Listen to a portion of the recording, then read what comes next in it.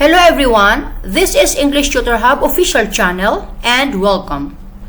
In today's video, we're gonna be looking at a complete guide to non-finite verb. Let's get started. A non-finite verb is a form of verb that extends subject's actions by providing more information about its actions. Non-finite verbs are compared with the finite verbs in that finite verbs show tense, person, and number, whereas non-finite verbs don't. What is a non-finite verb? How to identify non-finite verbs?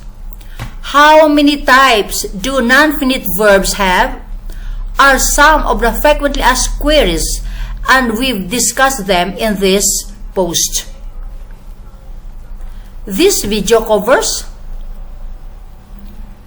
what is the definition of a non-finite verb, how to use non-finite verb, how to identify non-finite verbs, types of non-finite verbs, non-finite verb versus finite verb. Non-finite verb, definition and meaning. What is a non-finite verb in English language?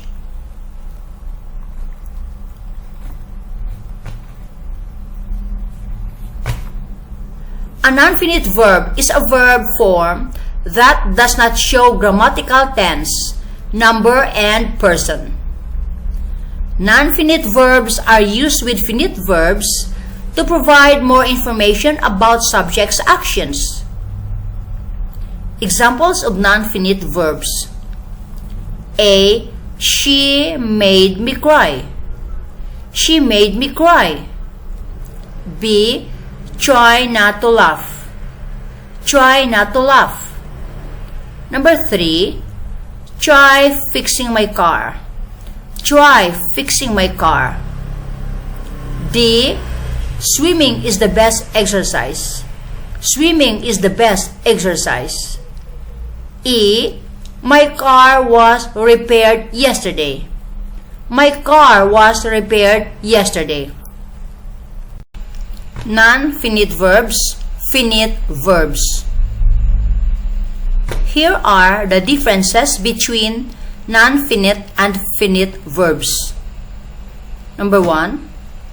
As mentioned earlier, a non-finite verb is a type of verb that doesn't show grammatical tense, person, and number, whereas a finite verb is a type of verb that shows grammatical tense, person, and number. Examples. A. To err is human.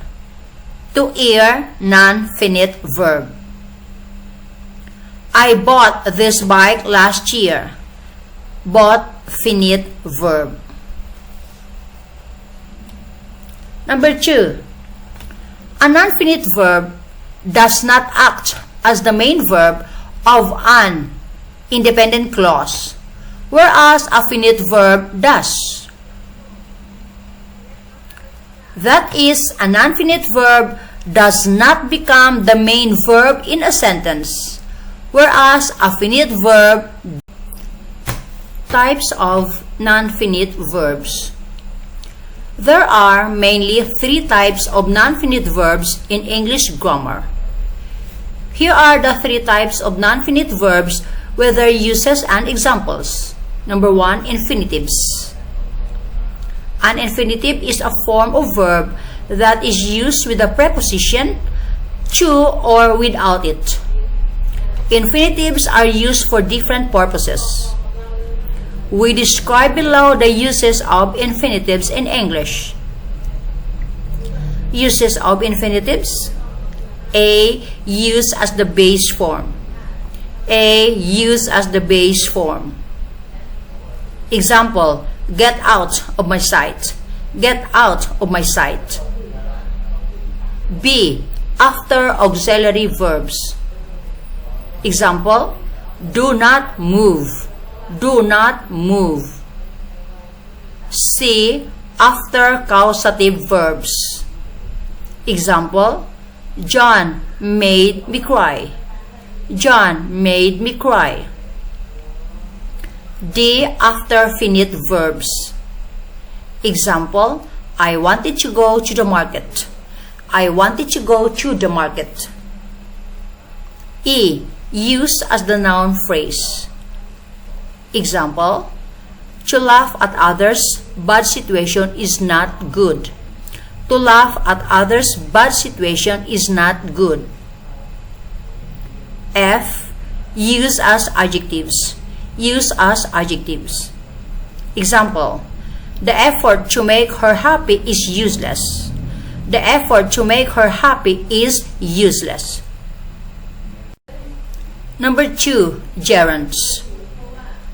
Gerunds are verb forms that function as nouns.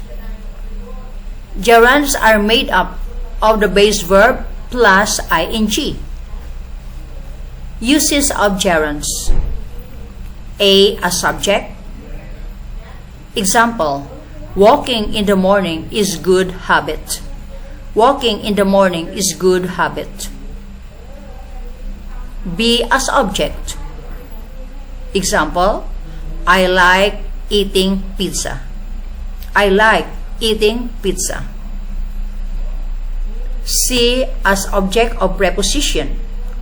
Example, think before speaking. Think before speaking. Number 3. Participles. Participles are words that are formed from verbs and that act as nouns and adjectives. Uses of participles. A. As progressive active participle. As progressive active participle. Examples, she is writing a letter. She is writing a letter. John is learning a new language. John is learning a new language. B. As progressive passive participle. I saw him washing his car. I saw him washing his car. They saw the mechanic fixing the bike. They saw the mechanic fixing the bike. C. As perfect participle in active voice. I have washed my car. I have washed my car. The mechanic has fixed the bike. The mechanic has fixed the bike. D. As perfect participle in passive voice. My car was washed. My car was washed. The bike has been fixed. The bike has been fixed. So, there you go guys. That's the end of this video about a complete guide to non-finite verb. Thanks for watching.